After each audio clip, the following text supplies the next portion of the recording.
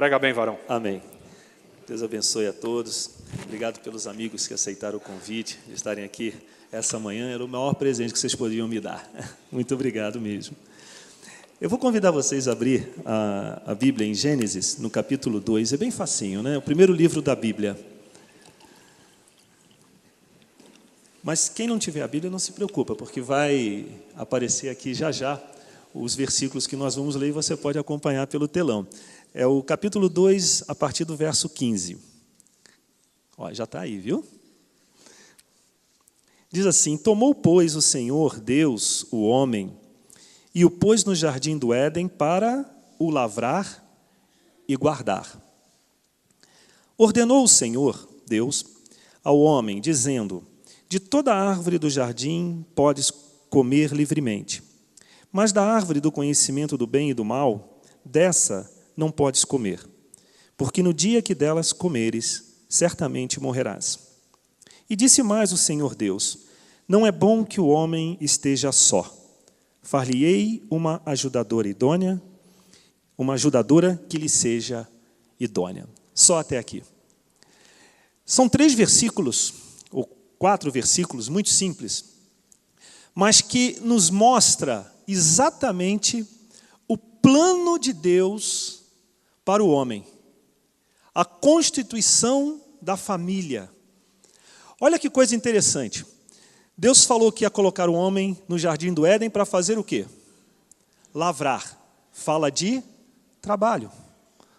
O trabalho faz parte da vida do homem. O trabalho não entrou no nosso mundo por causa do pecado. Vocês sabem que até muitos anos atrás, antes de eu me converter, ainda garoto, eu achava que Adão era culpado de todo o trabalho. Porque eu achava que o trabalho só entrou na terra porque Adão pecou. Se ele não tivesse pecado, ninguém precisava trabalhar. Que era só andar pelo jardim do Éden, colhendo as coisas e comendo. Mas quando eu me deparei com essa palavra, eu vi que eu estava profundamente enganado. O trabalho é a criação de Deus, porque o trabalho faz parte da dignidade do homem. Então, eu comecei a mudar um pouco a minha visão sobre o trabalho. Bom, se é de Deus, então o trabalho é bom. O trabalho tem que ser bom para a nossa vida. O trabalho tem que nos trazer paz, tem que nos trazer alegria, tem que nos trazer contentamento. E junto com tudo isso virão outras coisas. As conquistas nossas de cada dia na área material vêm do nosso trabalho. Mas disse mais Deus que não era bom que o homem estivesse só. E ele lhe faria então uma ajudadora que lhe fosse idônea. Diz a palavra que deixará o homem pai e mãe, se unirá à sua mulher e serão os dois uma só carne. Deus já estava aqui planejando a família, o casamento, o relacionamento. E havia a terceira pessoa que faria parte desse plano de Deus, que era o próprio Deus. Porque Deus caminhava com Adão no jardim do Éden, sempre na virada do dia, no final da tarde, e os dois andavam como amigos. Então, se o homem tivesse o trabalho, a família e Deus, a sua vida seria completa, seria perfeita. Mas como nós sabemos, alguma coisa aconteceu no meio do caminho. Eu não vim aqui hoje para falar do pecado, mas aconteceu algo. Aconteceu aqui uma desobediência. Deus havia alertado o homem que ele tinha liberdade, toda a liberdade. Ele poderia fazer o que ele quisesse, comer do que ele quisesse no jardim do Éden, mas havia uma ordem, uma restrição, apenas uma restrição.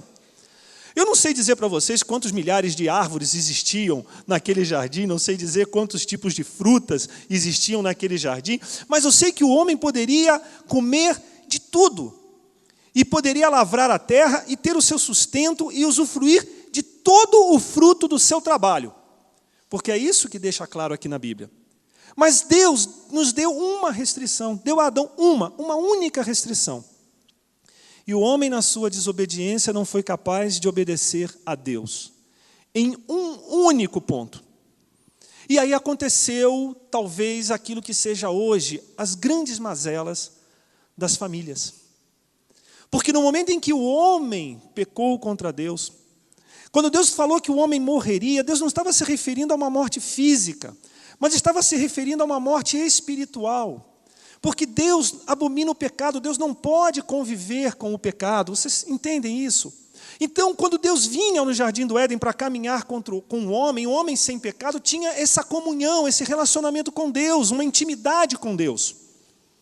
Mas quando veio o pecado, e entrou o pecado no coração de Adão e de Eva, esse pecado fez com que esta separação acontecesse. Deus não poderia mais se relacionar diretamente com o homem, porque o pecado faz separação de Deus e o homem. O homem aqui no contexto de ser humano, homem e mulher, ok? Então, uma das pernas daquele tripé, trabalho, família e Deus, uma delas se quebrou, que foi justamente no relacionamento de Deus com o homem, de um homem com Deus. E se você tem um tripé, é muito fácil entender que se faltar uma perna, o que vai acontecer? Ele se quebra. O homem não foi feito para andar sozinho, para estar sozinho. Ele precisa constituir família, é da natureza humana. O ser humano é um ser social, ele não consegue viver solitário, sozinho. O trabalho faz parte da vida do homem. Quantas e quantas pessoas se aposentam e deixam de trabalhar e entram em depressão? Por conta da falta daquilo que lhe fazia com que ele se sentisse uma pessoa útil, uma pessoa produtiva. E aqui nós não estamos falando de dinheiro, estamos falando de trabalho. Todo o trabalho é digno, seja ele qual for, e todo o trabalho é necessário. Eu não lembro o nome do autor do livro, mas eu lembro que eu li num livro uma vez, e esse autor estava conversando com um dos maiores CEOs, se eu não me engano, um CEO da General Electric, que na época considerado um dos homens mais capazes em termos de administração, um presidente de uma grande corporação gigantesca. E perguntaram para ele qual era o trabalho que ele considerava, dentro da estrutura da sua empresa, o mais importante. E naquele momento, um rapaz que trabalhava na faxina estava saindo justamente do toalete que ele usava na sua sala. E ele apontou para aquele rapaz e disse, esse. E o homem que o entrevistava não entendeu, falou, puxa, mas como assim, né? Uma empresa desse tamanho, com diretoria financeira, diretoria comercial, diretoria de marketing, diretoria de recursos humanos e tantas outras diretorias, com departamentos técnicos, pesquisadores que estavam inovando, lançando produtos que ainda não existiam, inventores. Ele fala que esse é o trabalho que ele considera mais importante. Então, num primeiro momento, ele achou que aquele homem estava sendo hipócrita, estava fazendo uma média. E aí ele perguntou, mas por que o senhor acha que esse é o trabalho mais importante? Ele disse, porque é o trabalho que eu não me sujeitaria a fazer. O que ele queria dizer é que, dentro da sua corporação, ele poderia ocupar algum cargo, ou qualquer outro cargo, que lhe fosse inerente, e que ele estaria disposto, talvez, até a aprender para poder fazer ou exercitar aquela função, exercer aquela função. Mas aquele trabalho que aparentemente era simples e que qualquer um de nós pode fazer, ele não se sujeitaria. Então, para ele, o mais importante era aquilo que ele não estava disposto a fazer. Então, não existe trabalho que não seja digno e não existe trabalho que não seja importante. Uma época no Rio de Janeiro, próximo ao Carnaval, houve uma greve muito grande dos garis. E em menos de 3 dias, a cidade ficou podre. Literalmente podre. As pessoas não conseguiam andar pelo centro da cidade, porque a cidade fedia. E as pessoas puderam perceber o quanto importante era aquele trabalho. O trabalho, ele é digno, desde que ele seja feito com honestidade. Mas vamos falar um pouquinho sobre a separação do homem de Deus. Do homem de Deus, não do homem de Deus. Quando eu me casei com a minha esposa, a Ju, nós sonhávamos com um relacionamento. Nós sonhávamos com uma vida, nós tínhamos planos, nós tínhamos metas, que nós fomos, ao longo do tempo de relacionamento, compartilhando um com o outro. Só que quando eu e a minha esposa nos casamos, para infelicidade minha e infelicidade dela, nós não estávamos próximos a Deus. Nós não conhecíamos esse Deus da Bíblia. Nós conhecíamos Deus de ouvir falar. Eu vinha de uma família católica e ouvia falar de Deus. Minha esposa também vinha de uma família católica e também ouvia falar de Deus. Mas um Deus que parecia estar sempre distante. Um Deus que existia apenas para que nós pudéssemos dizer que acreditávamos em alguma coisa. Mas não era um Deus que fazia parte da minha vida e da vida dela. Quando nós casamos, eu comecei a trabalhar na segunda-feira depois do meu casamento. Eu casei na sexta-feira, na segunda eu comecei a trabalhar. Não ganhava muito, mas juntava-se com o recurso que ela tinha, e a gente conseguia viver a nossa vidinha. Mas faltava alguma coisa. A gente percebeu que com o tempo, conforme foi passando o tempo, e os nossos sonhos não eram sendo realizados, a frustração começou a tomar conta de nós. Uma insatisfação pessoal. E que nós colocávamos essa insatisfação pessoal sempre nas coisas que a gente podia observar. Então, talvez a gente não seja muito feliz porque nós não temos recursos suficientes para obter coisas que nós gostaríamos de obter. Talvez a gente não seja plenamente feliz porque nos falta um carro. Puxa, olha, nós casamos, nós não tínhamos carro. O carro que eu tinha eu vendi para poder terminar de mobiliar o apartamento. Então, puxa, talvez se a gente tivesse um carro, né, a gente poderia sair um sábado, um domingo, passear, ir a uma praia, mas nós não temos. Então, talvez isso esteja atrapalhando o nosso relacionamento. Nós botávamos a culpa em qualquer coisa, e geralmente ligado à área material. Mas o que estava faltando na nossa vida não era nada material. Porque nós tínhamos trabalho, nós estávamos constituindo uma família, mas faltava a outra perna do tripé.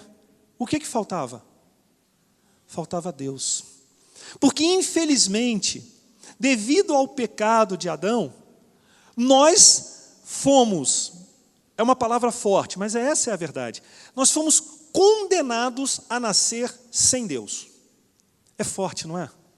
É forte.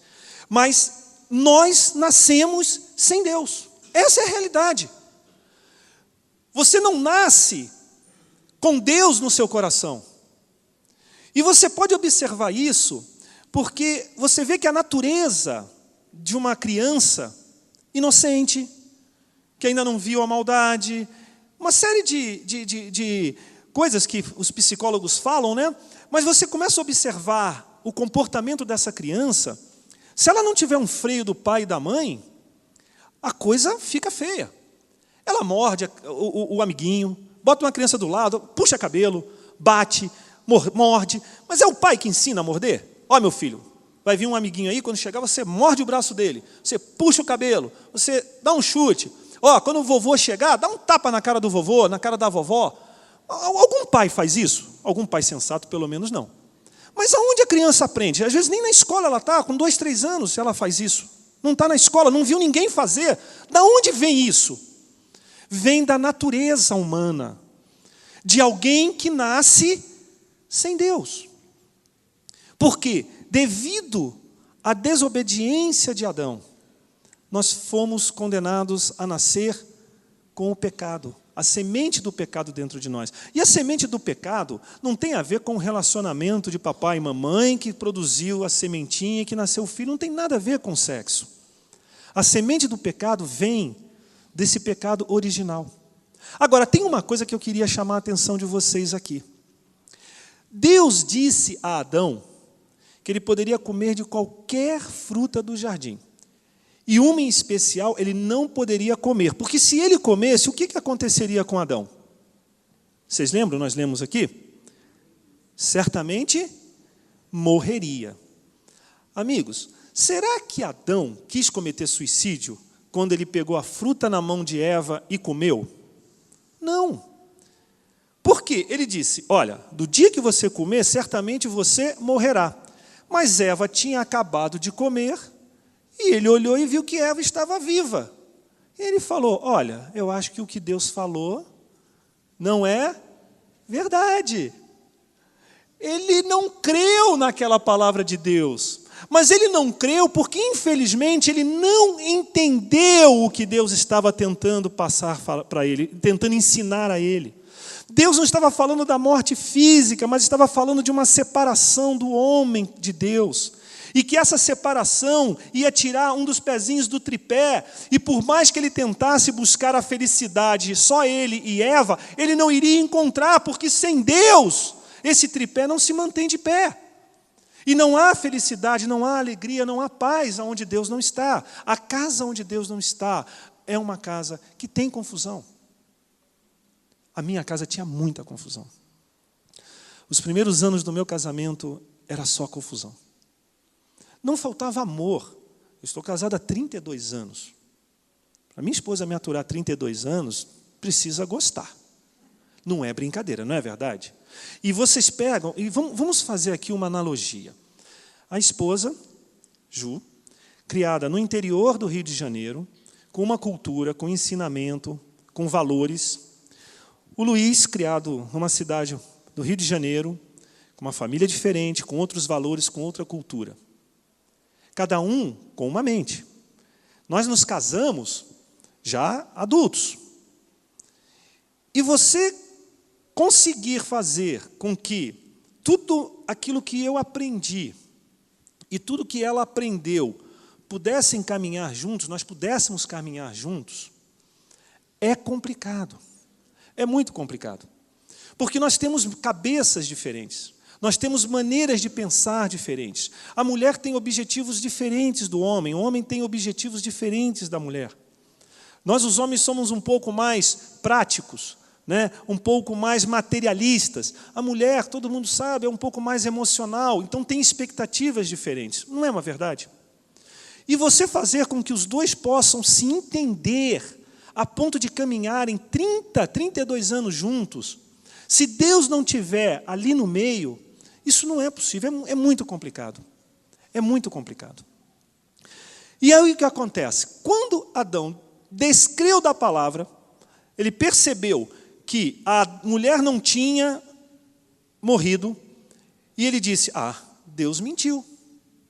Isso aqui não é totalmente verdade. E ele foi lá e ele pecou. Provou daquela fruta. E o que é interessante é que a Bíblia ensina que o pecado não entrou no mundo através da mulher. Entrou através do homem. Por quê? Porque quem recebeu a ordem de Deus, quem foi? Foi o homem, não foi a mulher. O homem tinha a função de chegar para a sua mulher e dizer, Eva, o que você fez? Você não deveria ter feito isso, Deus me deu uma ordem, me perdoe porque eu não coloquei você a par disso, porque eu não compartilhei com você sobre isso, mas vamos buscar a Deus e vamos pedir perdão pelo que aconteceu. Não, ele olhou a mulher e falou, Deus mentiu para mim. E aí, pela descrença veio a desobediência. E normalmente é assim que acontece. A criança, muitas vezes, ela desobedece porque ela sempre está focando de que ela vai conseguir fazer algo errado, que as pessoas não vão descobrir e ele vai passar impune. Então, por mais que a mãe diga para ele, não coloca o dedo na tomada que você vai tomar um choque. Adianta? Não, eu já vi várias casas que pessoas botam lá as tampinhas, né? Porque senão ele pega um aramezinho e se a mãe falar que ali vai dar choque, é aonde ele vai colocar o aramezinho. Porque ele não crê. Ele não acredita e tem que pagar, às vezes, o preço por não crer, por não acreditar. Então, o homem, devido à descrença de Adão, parece que nasce com isso dentro de si. Parece que nasce com a descrença dentro de si. Por isso é tão difícil para o homem, mais difícil para o homem crer em Deus do que para a mulher. Porque é da natureza adâmica essa situação. Mas nós temos uma boa nova. Nós temos uma notícia que Deus, que o Senhor preparou para nós e que pode mudar toda essa situação. Eu sei que muitos aqui já sabem disso, mas é bom de vez em quando a gente firmar isso, porque às vezes até nós que somos pastores esquecemos de coisas simples do Evangelho, e as coisas simples é que trazem muitas vezes a cura, a salvação para a nossa vida. Porque como o homem descreu de Deus, não creu na palavra de Deus, ele nos dá uma oportunidade de quando você começa a ter consciência, saber o que é certo e o que é errado, você passa a ter consciência, o Senhor te dá uma escolha. E a escolha de, novamente, pela fé, você voltar a crer na sua palavra. O que está escrito lá em Romanos 10:8? Diz que se com a tua boca confessares ao Senhor como Salvador, e no seu coração creres que Deus o ressuscitou dentre os mortos, olha, você precisa crer que Deus ressuscitou Jesus dentre os mortos, serás salvo. E por que você vai ser salvo? Porque com o coração se crê para a justiça, e com a boca a respeito da salvação. Então, no momento em que lhe é dado ao homem ou à mulher a oportunidade de receber esse Jesus, que lá no Jardim do Éden um dia foi rejeitado pela descrença, pelo homem não ter crido nele, ele diz: se você crer em mim, você vai poder desfazer toda essa maldição que vem te acompanhando desde o tempo de Adão. A falta de fé de Adão, a descrença de Adão, que é o pecado original, não é a desobediência, presta atenção, o pecado inicial não foi a desobediência, mas foi a descrença, porque, eu volto a dizer, se ele cresce que ele morreria, ele não ia comer aquela fruta, ele precisou não crer na palavra de Deus para desobedecer. Então, se pela descrença, pela falta de fé na palavra de Deus, o homem pecou, e com isso ele retirou um dos tripés que sustentam a família, que é Deus na família, o Senhor nos dá uma nova oportunidade, mas agora a escolha tem que ser individual. Por isso que todos nós nascemos sem Deus no nosso coração. Não pense você que você nasceu, pode ter nascido em berço evangélico, pai, mãe, pastores, mas você um dia vai ter que fazer a confissão, e vai ter que dizer para Deus se você crê ou você não crê, porque se você não determinar que na sua vida você vai crer no Senhor, que você crê no seu coração, você confessa com a sua boca que Ele passa a ser o seu Senhor, você pode ter 6 anos, 10 anos, 11 anos, 12 anos, 30 anos, como foi o meu caso. 30 anos eu tinha de idade quando recebi a Jesus como Senhor e Salvador, 29 para ser exato. Estava para fazer 30 anos quando recebi Jesus. Até aquele momento, Deus não estava na minha família, Deus não fazia parte da estrutura da minha casa. E era um lar infeliz. Era um lar infeliz. Então, quando o Senhor nos dá essa oportunidade, Ele está dizendo o seguinte: olha, Adão pisou na bola. Eu dei uma ordem para ele, ele não creu, fez bobagem, e por causa disso a semente do pecado está em toda a raça humana. Mas eu hoje te dou uma oportunidade. Se você me confessar e crer no seu coração em mim, você será salvo. E aquela natureza adâmica, ela é retirada, aquela semente é retirada do seu coração, e você passa a novamente se relacionar com Deus. Então eu vou dar um testemunho rapidinho de como eu cheguei com a minha esposa na igreja. O meu filho Rodrigo tinha 3 anos de idade, a minha filha Júlia tinha 2 meses de idade. 2 meses não, perdão. 2 meses nós chegamos em São Paulo, foi um pouquinho depois. Ela já estava com 1 ano e 1 ano e 2 meses de idade, foi no ano seguinte, foi em 91, perdão. Ela com 1 ano e 2 meses, o Rodrigo com 4 aninhos. Eu e minha esposa brigando diariamente. Mas não é brigando só na hora que eu estava em casa. A gente ligava um para o outro por telefone, né, do escritório, de casa para casa, e era motivo de briga, tudo era motivo para briga. Um bom dia era motivo para briga, sabe? Oi, Ju, e aí, está tudo bem? Você sabe que não está nada bem? Você sabe que é isso? E já começava, e às vezes da minha parte também. Ela ligava para mim: agora eu não posso te atender, eu estou ocupado, você não sabe que eu estou trabalhando. Tudo era assim, era ríspido um com o outro. Tratamento ríspido, um tratamento duro. E aí, devido à doença da Júlia, minha esposa entrou em depressão, terrível, uma terrível depressão. E quando nós chegamos na igreja, a Júlia já estava praticamente desenganada por um dos médicos que cuidava dela. E aquilo ali foi assim, mas como você foi parar na igreja? Eu fui parar na igreja por um convite de uma irmã. E por uma curiosidade. A curiosidade às vezes é boa. Às vezes tem curiosidade que não é boa, mas tem curiosidade que é boa. Porque essa irmã, ela tinha uma filha que sofria da mesma doença da minha filha. Só que ela já tinha uma idade mais avançada, estava com 15 anos. E o que me levou, sinceramente, àquele lugar, foi a curiosidade em conhecer a filha dela, em saber como a minha filha vai estar quando ela tiver 15 anos. Eu achava que, vendo a filhinha dela, eu poderia ter uma ideia de como a minha filha estaria ao completar aquela idade. Então, eu fui por pura curiosidade, confesso. E não sabia também que estava indo para uma igreja. Isso é interessante. Ela marcou um encontro, mas ela não disse aonde, ela só deu o endereço. E lá fui eu para aquele endereço. Quando eu cheguei com a minha esposa, eu não era bobo nem nada, né? Eu olhei aquele prédio, eu falei assim, isso aqui está com jeito de ser uma igreja evangélica. Mas já que estamos aqui, vamos entrar. E sabe o que foi mais interessante? Olha que coisa interessante. Ela já tinha avisado na igreja, isso é uma coisa que eu nunca parei para pensar, mas agora eu estou pensando, eu tenho certeza que ela deve ter avisado que nós iríamos. Sabe por quê? Eu parei na porta da igreja. A rua estava cheia, uma rua movimentada, mas tinha uma vaga na porta. Eu nunca perguntei para ela, me ocorreu isso agora. Eu falei assim, puxa, agora veio assim, será que deixaram aquela vaga de propósito, para mim parar na porta mesmo e já descer do carro, já entrar? Né? E eu fiquei algum tempo dentro do carro com a minha esposa, não é verdade? Aí me vem um diácono lá de dentro, um senhor, Manuel, né? Lá vem ele, velhinho. Tipo assim, mais ou menos a idade do seu Machado. Muito simpático, já veio na porta para abrir a porta da minha esposa, né? Sejam bem-vindos. Aí aquela dúvida, aquela coisa de entrar, entra, não entra, aí ali foi quebrado, porque agora eu não posso recusar. E eu entrei na igreja. E é interessante porque eu tinha uma percepção de igreja cristã muito diferente do que é realmente, mas é a percepção que eu tinha lá de fora.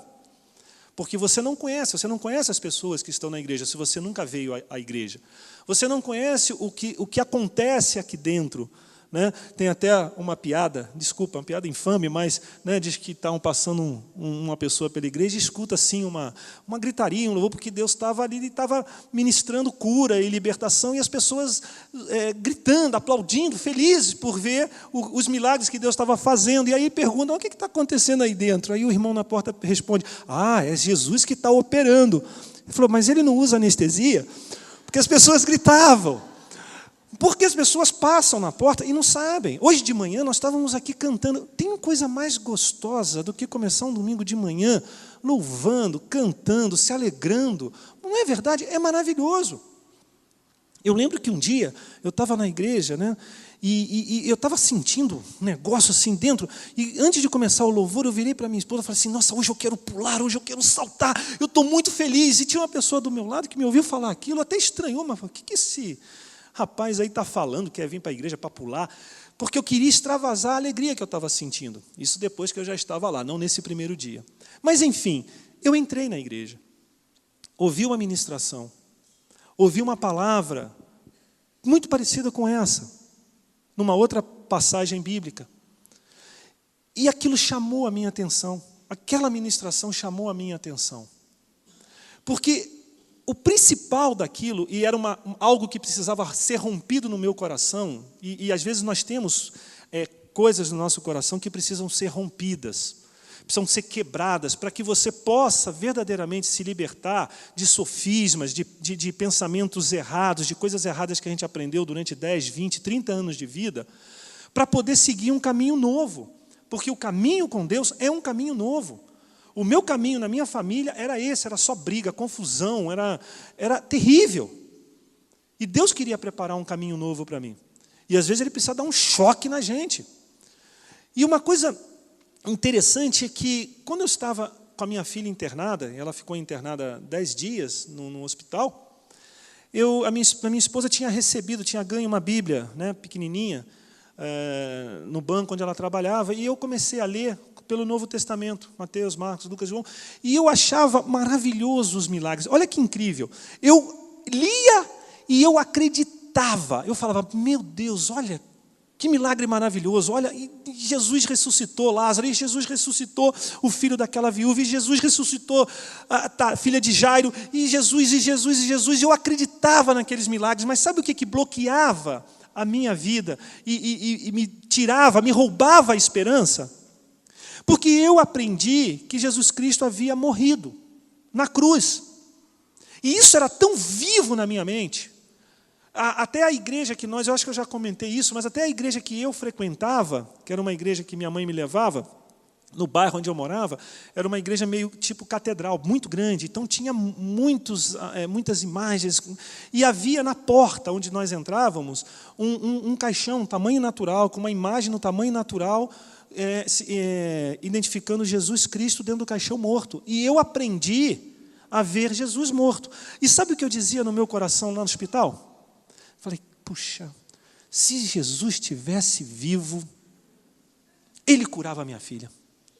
Quer dizer, era um detalhe técnico, mas que não me deixava, usufruir das promessas de Jesus. Porque, por mais que eu lesse e por mais que eu acreditasse no que eu estava lendo, crendo mesmo no que eu estava lendo, havia esse bloqueio.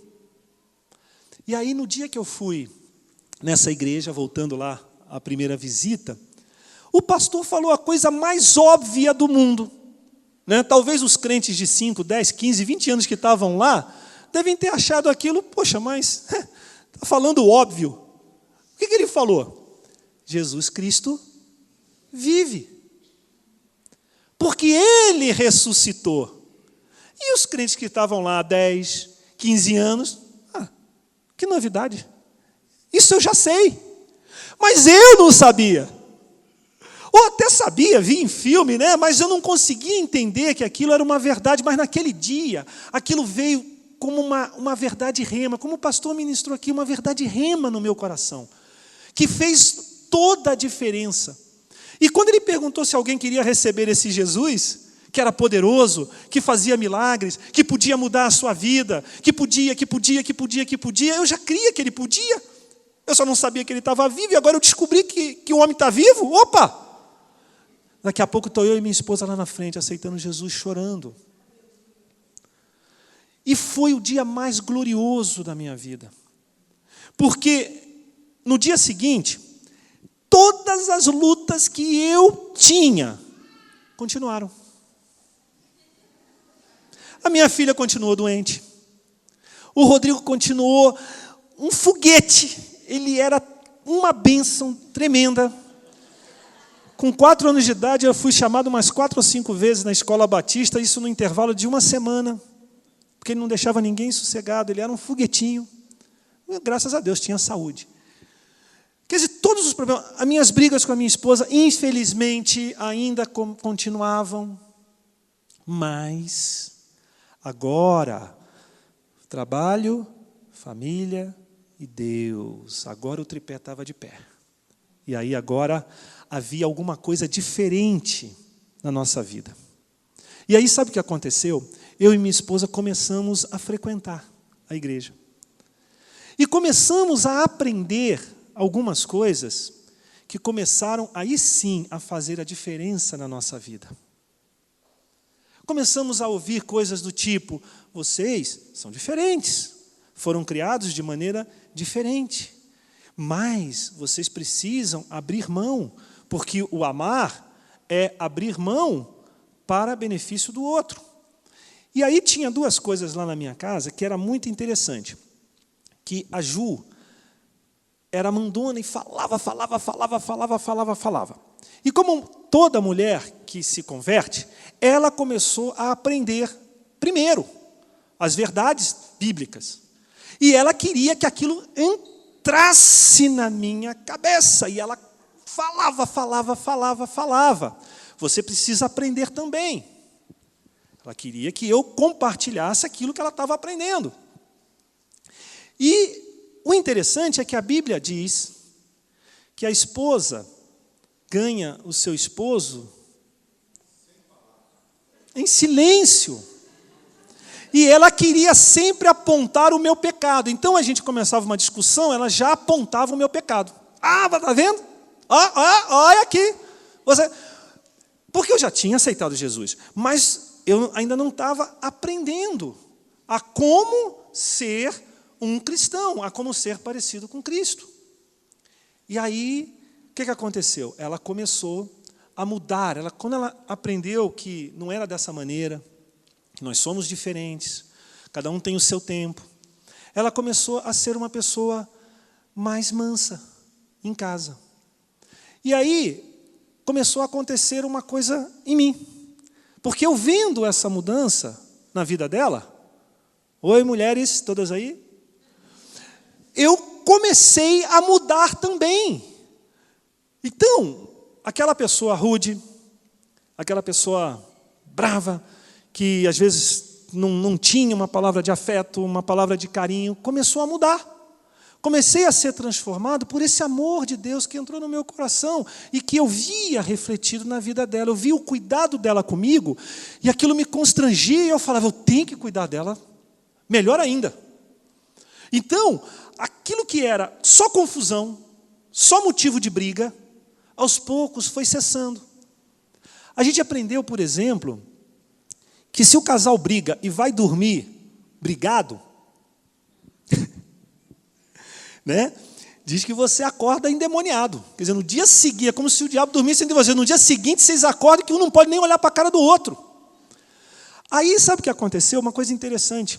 A gente brigava, mas quando chegava à noite, ficava um assim, esperando, sabe quando você está blefando? Você está doido para pedir perdão, mas você está esperando o outro pedir primeiro, né? Então, você vai blefando, e aí você assiste um programa, e assiste o outro, e aí vai ficando tarde, no dia seguinte você tem que acordar cedo, aí chega uma hora que não dá mais. Olha, você me perdoa? Ah, claro que eu perdoo, e pá, e aquilo. Era rápido. Então, olha, as brigas já não iam de um dia para o outro. Já cessavam ali. Tinha as brigas? Tinha. Mas a gente já não dava corda para aquilo. Já não dava chance para que o inimigo, com pequenas coisas... Uma vez eu ouvi de um pastor, isso é interessante, é um pastor de Minas, é o Cláudio, acho que é Cláudio Bezerra, ou Cláudio alguma coisa. Ele fala uma coisa muito interessante. Ele diz que as pequenas coisas é que provocam a divisão num casal.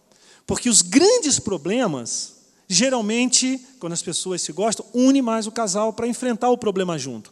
Agora, aquela toalha molhada em cima da cama diz que é um prato feito. É um prato feito, a mulher adora, parece que ela fica esperando que a toalha ali, ela fica vigiando, você está com a toalha ali, ela fica vigiando. Ele vai colocar em cima da cama, ó, espera, olha só, ele vai colocar em cima da cama, na hora que você ameaça, essa toalha molhada em cima da cama. Essas coisinhas pequenas é que vão minando o relacionamento. É ou não é verdade? É verdade.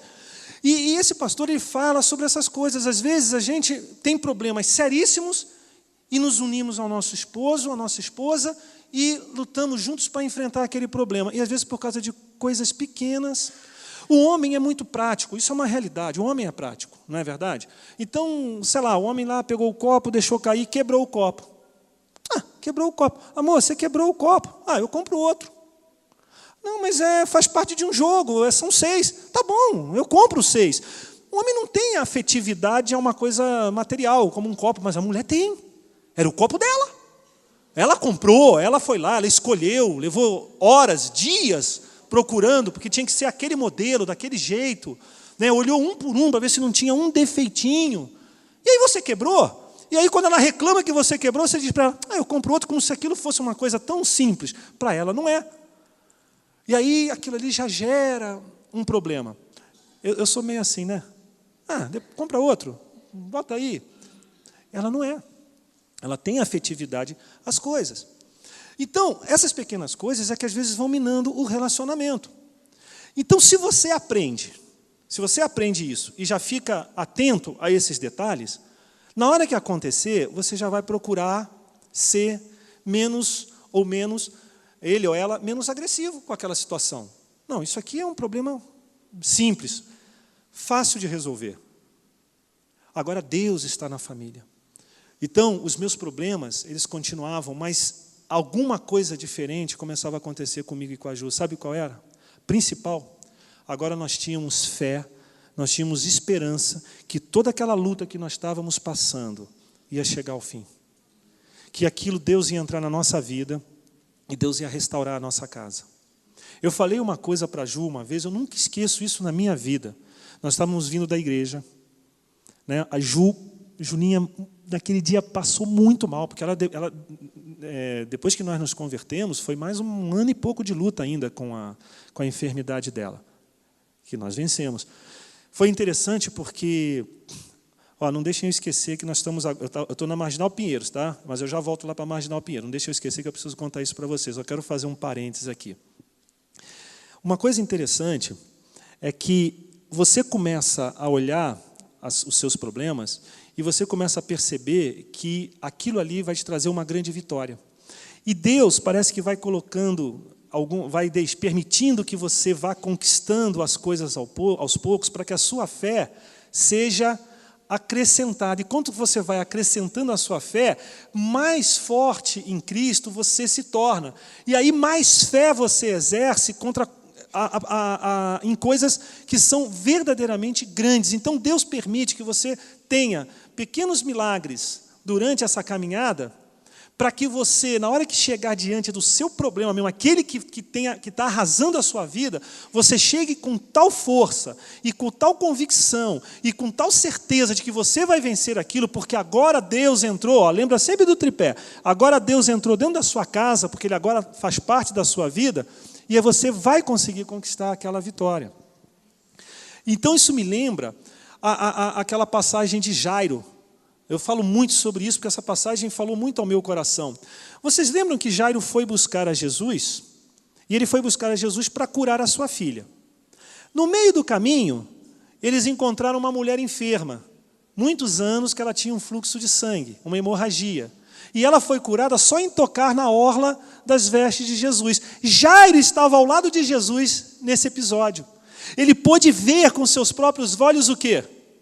Um milagre. Olha que coisa interessante. Alguma coisa, na época ele não sabia, até ali ele não sabia, mas Deus já o estava preparando para algo que viria, que seria muito grande, e que ele ia ter que exercer fé para poder conquistar a sua vitória. Porque quando ele chega com Jesus na sua casa, qual é a notícia que ele recebe? Vamos lá, os crentes aqui da igreja. Mas ele não foi buscar Jesus para curar a filha? Foi, mas agora a filha está o quê? Morta. A fé dele era para cura. Não era para a ressurreição. Mas no meio do caminho, ele pôde ver o quê? Um milagre.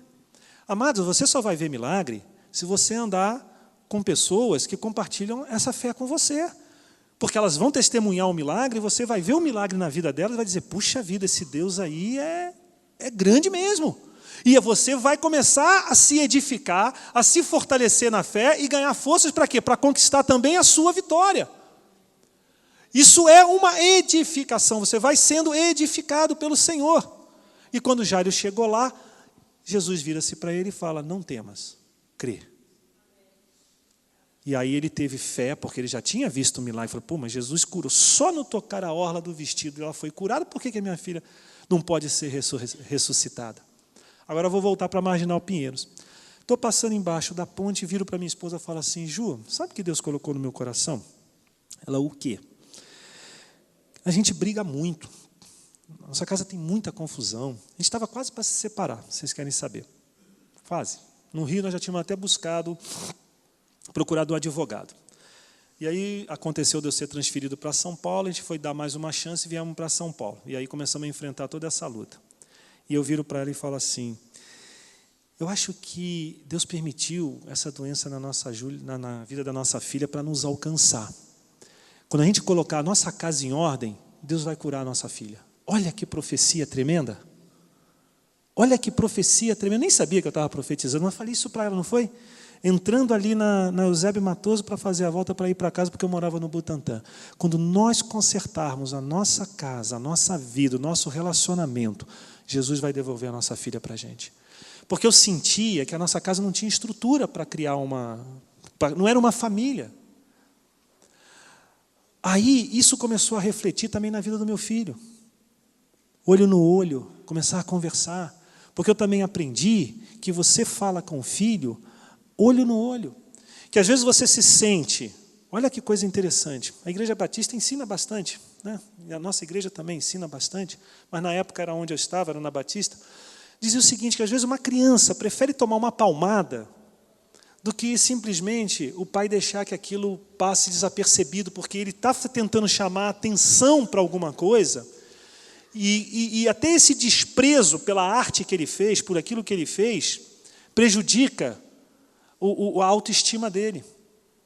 Então eu me sentia tão culpado, porque eu tinha que dar tanta atenção para a Júlia, eu e minha esposa, cuidando dela, era todo dia, corria para médico, corria para o hospital, ela tinha muitas convulsões, era terrível, a gente não dava muita atenção para o Rodrigo por conta disso. E aí a gente começou a perceber que na escola, parte daquela rebeldia era uma revolta mesmo interior. Talvez ele não lembre disso hoje, ele era muito pequeno, como eu disse, 4, 5 anos, mas aquela revolta interior dele levava ele a fazer muitas artes, muita coisa. E quando eu vi isso, eu comecei a dar atenção a ele, eu ia, olhava nos olhos dele, falava com ele, dava-lhe umas palmadas, não deixava de dar palmada não, mas olhava no olho dele e falava, por causa disso, você fez isso. Parece que ele começou a perceber que ele tinha atenção, ele começou a mudar o comportamento dele. Porque você ensina a criança, desde pequenininha, nossa, hoje, eu falo isso com orgulho, aonde o meu filho está, é na empresa, é com os amigos, é onde for. Todo mundo diz, Luiz, seu filho é um gentleman. E ninguém pode falar isso ao meu respeito, porque eu aprendi errado. E para consertar um pau que está torto não é fácil. Jesus conserta, ele tem mudado muito a minha vida, que graças a Deus vocês não me conheceram até os 30 anos. Eu só não era bandido, mas eu era muito, muito ruim. Ruim mesmo, sabe? Uma vez eu saí com a minha esposa, ela de carro na frente, eu no carro atrás. O ônibus fecha a minha esposa. O que eu fiz? Fechei o ônibus, desci do ônibus, quis tirar o homem pelo vidro do carro. Como que você fecha a minha esposa? Que absurdo é esse? Eu era assim, sabe? Graças a Deus nunca encontrei alguém mais bravo do que eu que me desse um tiro na cara, mas eu vivia assim. Era terrível, não era fácil. A Ju ficava com medo. Outra vez em Pinheiro, tomei uma fechada, tive que subir em cima da calçada, estourei o pneu, fui com o pneu estourado, fechei o ônibus, comecei a quebrar, quebrei o para-brisa do ônibus, quebrei o farol, quebrei a lanterna traseira, todo mundo olhando, para com isso, vem aqui me impedir. Para que isso, gente? Eu não tenho orgulho disso, eu tenho vergonha. Mas meu filho pode ser ensinado, e graças a Deus ele não passa essa vergonha hoje. Por isso que vocês nunca devem olhar para ninguém. Olhem só para Jesus. Porque se você olhar para o homem, você vai se decepcionar. Porque um dia eu vou decepcionar vocês. Eu tive uma irmã que ficou 15 anos decepcionada comigo, porque eu tinha ministrado na igreja, tinha pregado, aí eu já estava convertido. E tinha pregado muito, muito bonito. Uma pregação que falou muito ao coração dela, e ela tinha levado várias familiares com ela. E na hora de sair, a rua era um pouco estreita, ela estava aprendendo a dirigir, ela levou uns 5 minutos para manobrar o carro. E quem estava atrás dela esperando?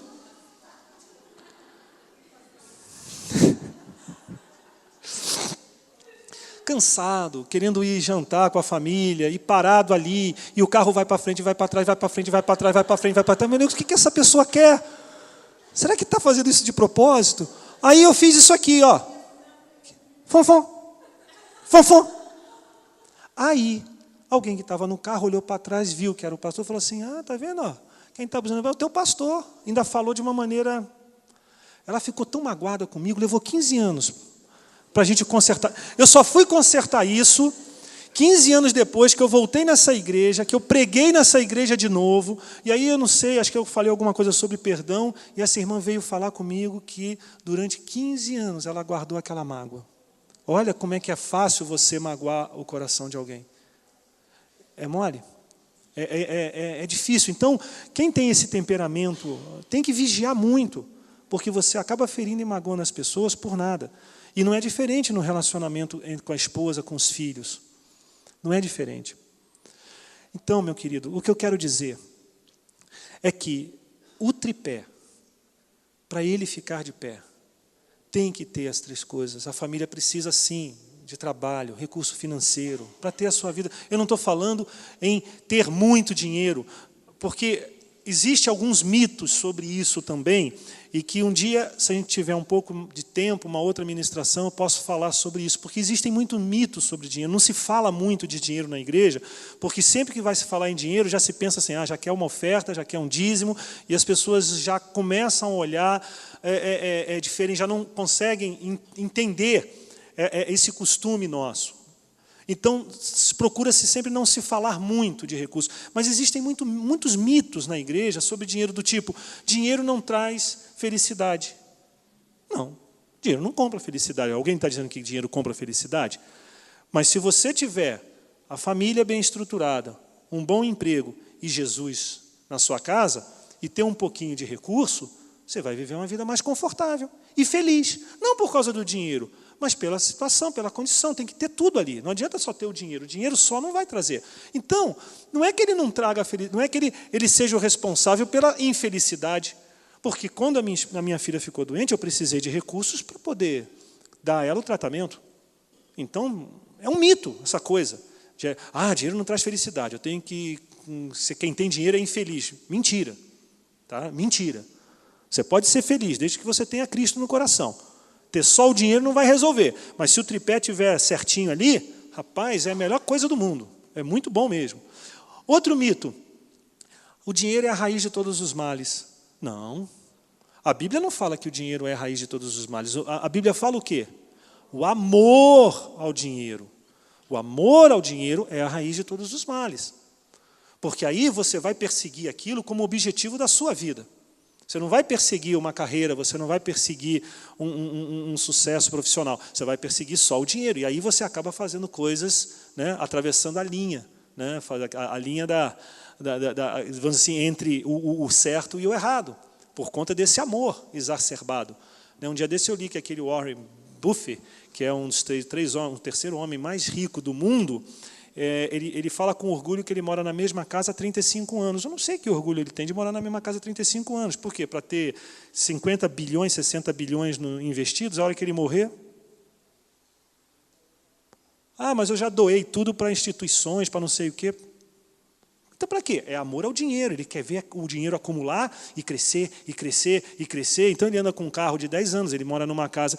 Isso não é ser austero, isso é ser mesquinho. Isso também é pecado. Entende? Então, um dia nós vamos falar sobre isso aqui. Não hoje. Tá? Porque hoje eu quero focar justamente nesse ponto. Nós precisamos estar atentos e ter Jesus dentro da nossa casa, na nossa vida, para que todas as coisas possam caminhar num caminho de vitória, um caminho de sucesso. E hoje, eu foquei apenas nesse ponto, por conta de que nós, cristãos, às vezes esquecemos disso. Essa que é a grande verdade. Eu, recentemente, não é segredo para ninguém, passamos uma luta também com a saúde da Ju. E hoje, graças a Deus, ela está aqui bem de saúde. E eu sei que pessoas passam lutas diversas. Pessoas lutam, muitas vezes, por problemas de saúde, às vezes um problema em relacionamentos. As lutas, elas existem. Mas nós só podemos suportar e ficarmos juntos por conta de termos o Senhor dentro da nossa casa.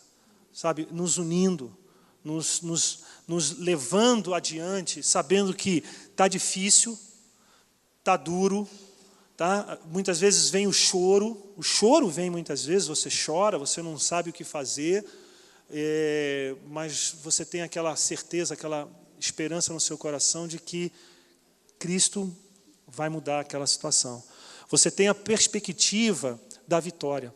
A pior coisa que tem é você não ter perspectiva de vitória. E a gente não pode ter perspectiva de vitória se não for através do Senhor, não for através de Cristo. Porque quando você tem essa perspectiva de vitória, através do Senhor, através de Cristo, as coisas acontecem. Tem pessoas no mundo, para terminar, tem pessoas no mundo que estão buscando todo tipo de ajuda. Né? Eu vi uma reportagem um tempo atrás de um filósofo. Ele não é crente, mas ele falou algumas coisas ali que realmente fazem sentido. Ele falou que o ser humano ele tem a necessidade de criar teologias. Teologias, ou seja, vincular alguma coisa a Deus, para que torne aquilo ali uma coisa mais acreditável, mais fácil de se crer.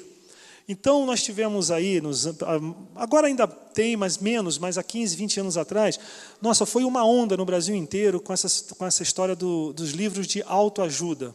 Não tem ninguém que não tenha, pelo menos, você não leu o livro, mas pelo menos ouviu falar nos livros de autoajuda, invadiram as livrarias, não é verdade? O Brasil, acho que era o segundo ou terceiro país onde mais se vendiam livros de autoajuda. Esse filósofo falava assim, que a autoajuda ele tem um propósito que ele cumpre. Auto, para si mesmo, ajuda. Então, quem escreve o livro vai ter a autoajuda, porque vai vender o livro para você, ele vai resolver o problema dele, financeiro, vai encher o bolso de dinheiro e se autoajudou. Mas ele não vai ajudar você.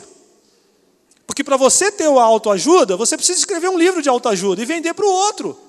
Se você não fizer isso, esse livro não vai te ajudar. Ele até dá um exemplo, ele diz assim, não, porque tem um dos livros que ele leu, a pessoa dizia, não, você tem que ter o pensamento positivo, você pensa, e aí vai acontecer. Ele falou, eu tinha vontade de pegar essa escritora, olha, ele não é cristão, eu tinha vontade de pegar essa escritora, levar ela para cima de um prédio e jogar e dizer, agora você pensa que pode voar. E você diz que pensando você consegue, então voa. Autoajuda. Mas nós, às vezes, também não somos muito diferentes, porque ele também fala de uma outra teoria da prosperidade. E isso já soa mais familiar para nós, não é verdade? E ele fala ali algumas coisas que fazem todo o sentido. Fazem todo o sentido. Por quê? Porque isso não é algo que você tem que buscar, que correr atrás. Porque a palavra de Deus diz que as bênçãos, elas viriam e elas nos alcançariam. Então, se a bênção vai me alcançar, eu só preciso fazer o quê? Estar num caminho que Deus me colocar. Então, antes de eu fazer um negócio, antes de eu desenvolver, sei lá, vou abrir uma empresa, vou comprar uma casa, um terreno, ou vou fazer algum negócio comercial, ore a Deus. Conheça a vontade de Deus para aquele negócio. Seja a paz de Cristo o hábito no seu coração. Sentiu paz? É de Deus? Pode fazer, porque a bênção vai vir e vai te alcançar de forma natural. Você não precisa perseguir. Porque o que acontece? Muitas vezes esses fatores são colocados de uma maneira que, se você não é próspero, você não é de Deus. Se você não é próspero, você está fazendo alguma coisa errada, você está em pecado. E isso é uma mentira, isso é algo que vem para frustrar o coração daquele que está seguindo no caminho de Jesus.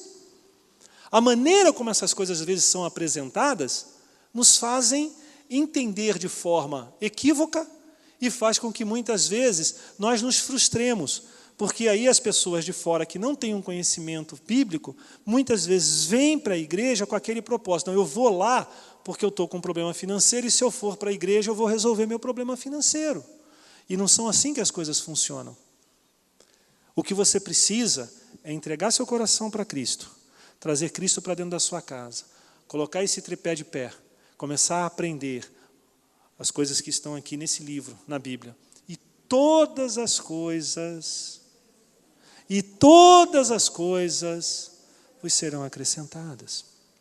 Não adianta você estar na igreja 5, 10, 15 anos e você não conhecer o livro que rege ou que precisa reger a sua fé. Porque senão, se você não conhece esse livro, você não consegue conhecer as promessas desse livro, e são muitas. E se você não conhece as promessas, você não consegue tomar posse. Amém?